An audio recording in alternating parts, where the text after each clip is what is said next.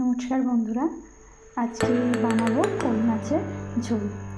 কই মাছগুলোকে বেছে ধুয়ে রেখে দিয়েছি, আর তার জন্য সবজি নিয়েছি এইসব আলু, বেগুন, বরবটি আর চিংড়ি।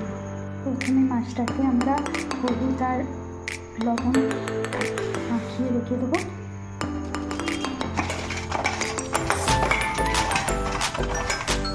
বাটা মশলা বানিয়ে নেবো, একটু আদা, অল্প সামান্য জিরে আর এগুলোকে একসাথে করে নেব। কড়াইতে তেল বসিয়ে দিয়েছি,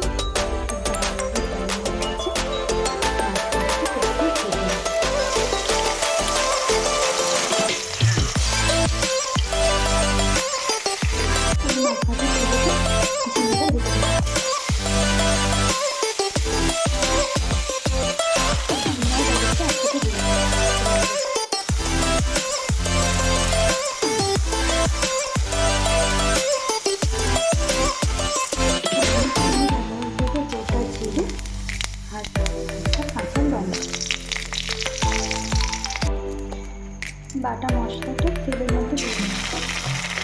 এরপর আলুগুলো দিয়ে